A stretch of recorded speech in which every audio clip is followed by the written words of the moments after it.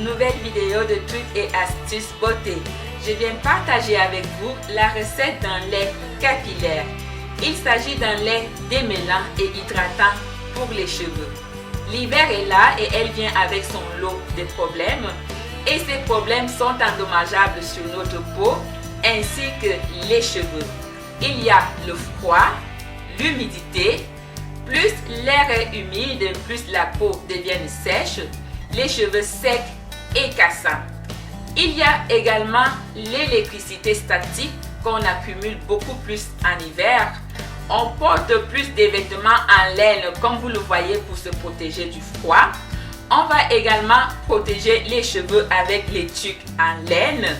Alors face à tout ça, on va accumuler beaucoup plus d'électricité statique. Et cette électricité statique rend nos cheveux secs et cassants. Alors, on ne le voit pas plus souvent sur les cheveux crépus, mais sachez que il est là et il cause les dommages aux cheveux. On voit beaucoup plus l'électricité statique sur des cheveux de type caucasien, vu que leurs cheveux sont raides. Au coup d'un coup de peigne ou la brosse, le cheveu va se dresser, ça c'est la statique. Alors, moindre contact avec le dossier d'une chaise en métal, on va recevoir un choc. Moi, ça m'arrive par exemple le matin quand je vais toucher la portière de mon auto, quand il fait froid et que l'air est vraiment sec, je reçois un choc électrique. Et plus encore, quand je donne un bisou à mon chéri le soir, quand nos lèvres se touchent, chasse un choc électrique. Et ce sont les cheveux qui récoltent les dommages par la suite. Alors, aujourd'hui, je vais donc partager avec vous la recette d'un lait capillaire, un lait démêlant qui va d'abord faciliter le démêlage et ensuite réduire la statique sur les cheveux. Ce lait est à utiliser sur les longueurs, comme je l'ai dit tantôt, qui va faciliter le démêlage, et pour couronner le tout, il va réduire la statique et hydrater les cheveux par la suite. Alors les poupounes, je vais donc vous présenter les ingrédients pour réaliser ce lait capillaire. 30 ml d'eau déminéralisée ou distillée, conservateur Geoga Ultra. Pour celles qui ne connaissent pas le conservateur Geoga Ultra, c'est la jumelle du conservateur Cosgar. Sachez que les deux sont deux conservateurs à large spectre. Ils sont manifestement d'origine synthétique, mais ils sont agréés Eco7 et ils sont utilisés dans les cosmétiques biologiques, donc c'est déjà une bonne chose. Ils sont aussi classés parmi les matières premières écologiquement correctes dans les normes. Alors, il y a juste une seule différence, et la différence c'est au niveau de l'utilisation. Pour le Cosgar, pour celles qui l'utilisent, on l'ajoute à la toute fin, soit lorsque la préparation est refroidie. Et pour le Geoga Ultra que je vous présente et que je vais utiliser ici, lui, il s'incorpore dans l'eau en début de la préparation. Voici la seule différence. De l'hydrolat de camomille, la gomme de xanthane. Alors, la gomme de xanthane, c'est un excellent épaississant pour tout usage. Donc, il a une capacité de retenir tous les éléments ensemble.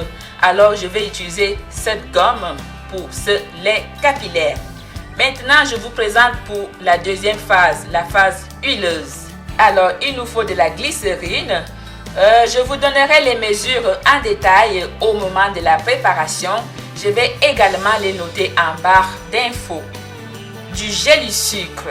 Alors, qu'est-ce que c'est? Il s'agit d'un émulsifiant très différent de ce qu'on connaît.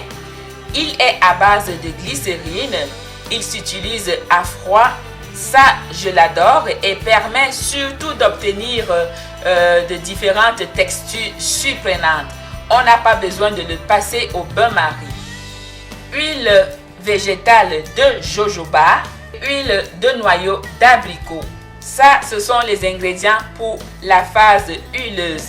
Pour les ajouts, il nous faut l'huile essentielle de citron, l'huile essentielle de romarin à cinéole et l'huile essentielle de sauge. Ça, ce sont les ajouts.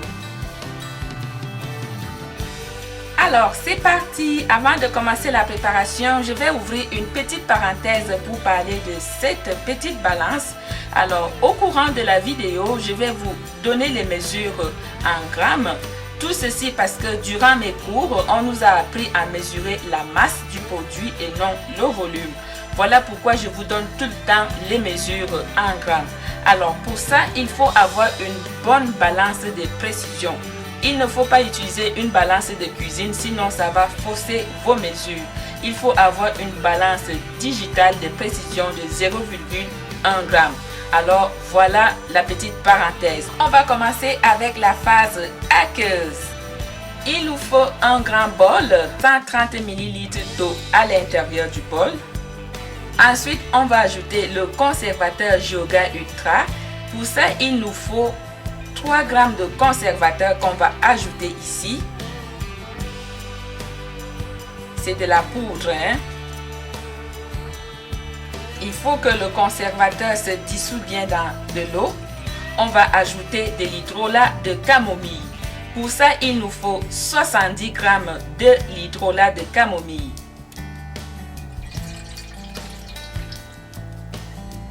Un petit mannequin.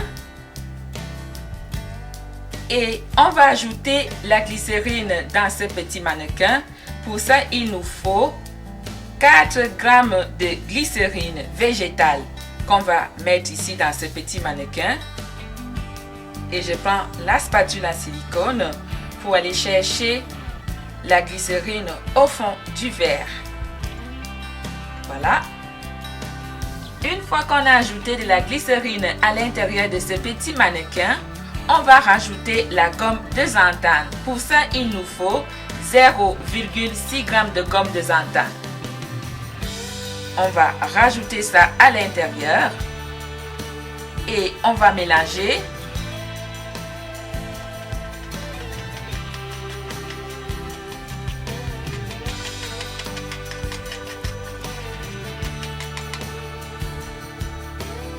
On va mélanger la glycérine et la gomme.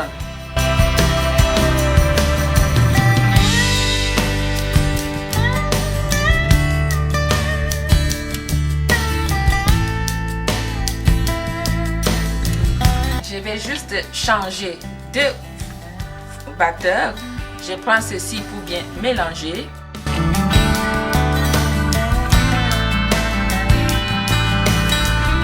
Voilà, on obtient ceci. Ensuite, on va verser ce mélange ici, là où se trouve l'eau, plus hydrolat et le conservateur Geoga Ultra.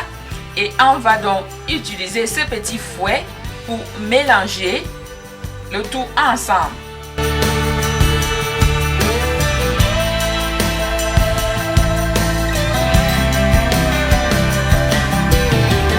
On mélange comme ça pendant 2 minutes.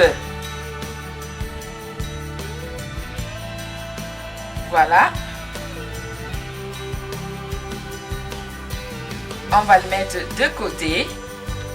Maintenant, on va préparer la phase huileuse. Alors, il nous faut un bol profond comme celui-ci. Alors, on va donc mélanger les ingrédients pour la phase huileuse. Pour ça, on va prendre d'abord le gel sucre. C'est un émulsifiant que je vous ai parlé au début de la vidéo. 14 g de gel sucre qu'on va mettre dans ce bol.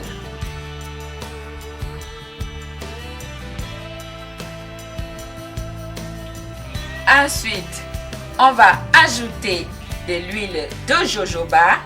Pour ça, il nous faut 10 g d'huile de jojoba. Et on termine avec l'huile végétale de noyau d'abricot. Il nous faut 6 g.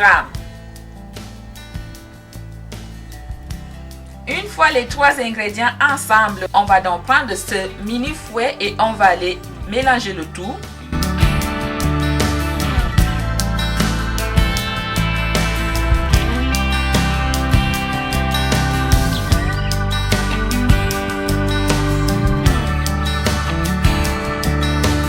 Voilà!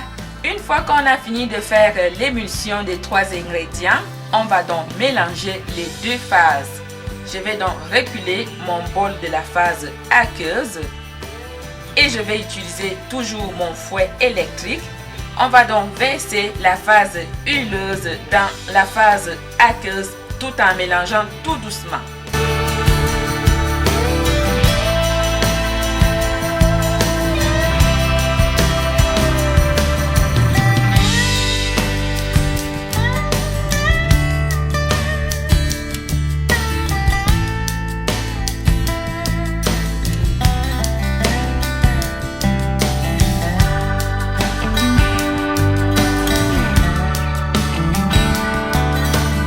Après avoir mélangé le tout pendant 2 minutes, on va donc passer à l'ajout des huiles essentielles.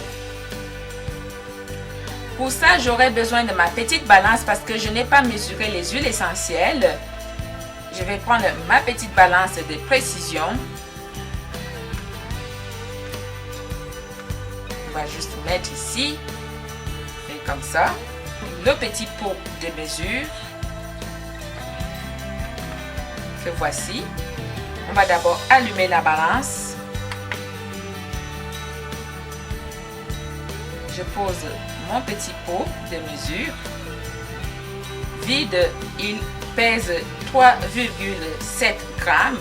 Alors, on va appuyer sur Start pour remettre la balance à 0. Et je vais commencer par l'huile essentielle de romarin à cinéole. Pour ça, il nous faut 1 g d'huile essentielle.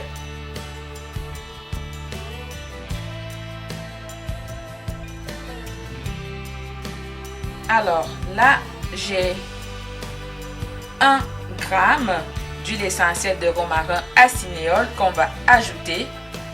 Vous voyez, c'est pas beaucoup. On appuie sur Start. Et cette fois-ci, on va ajouter l'huile essentielle de sauge. Pour ça, il nous faut aussi 1 gramme.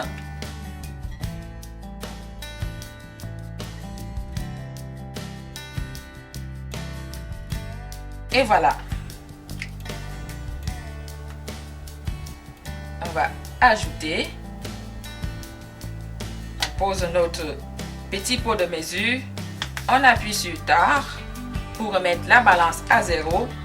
Et on va mesurer l'huile essentielle de citron. Lui, on a besoin de 1 gramme également.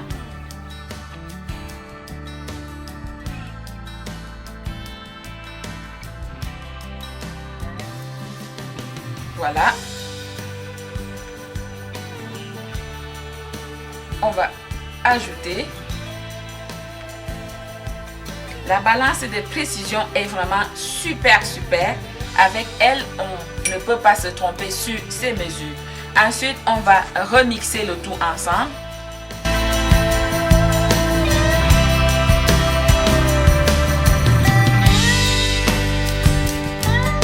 Alors, après avoir bien mélangé pour disperser les huiles essentielles, il n'est pas nécessaire de rajouter l'essence aromatique parce que déjà l'hydrolat de camomille a un bon parfum, plus le parfum des huiles essentielles, donc c'est suffisant.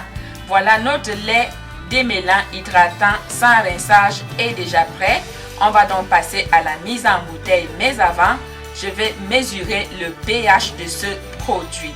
Alors, disons que les cheveux en bonne santé ont un pH naturel acide environ 5,5. Alors ici, on va aller chercher un pH entre 4,5 et 7. Voilà. Alors, on va vérifier ensemble. Voilà, on obtient un pH de 6,0. On a dit qu'on voulait avoir un pH entre 4,5 à 7. Donc là, j'obtiens un pH de 6,0. Donc c'est bien. Alors, si mon pH serait sorti par exemple 1 ou à 2 ou 4, j'ai ceci, ça s'appelle eau de chaud. Ça, c'est pour augmenter le pH des préparations. Donc, on a juste à mettre une petite quantité ou une goutte. Si votre pH des produits est plus bas, vous pouvez mettre ceci dans la préparation. Ça va augmenter le pH des produits. Alors maintenant, on va passer donc à la mise en bouteille.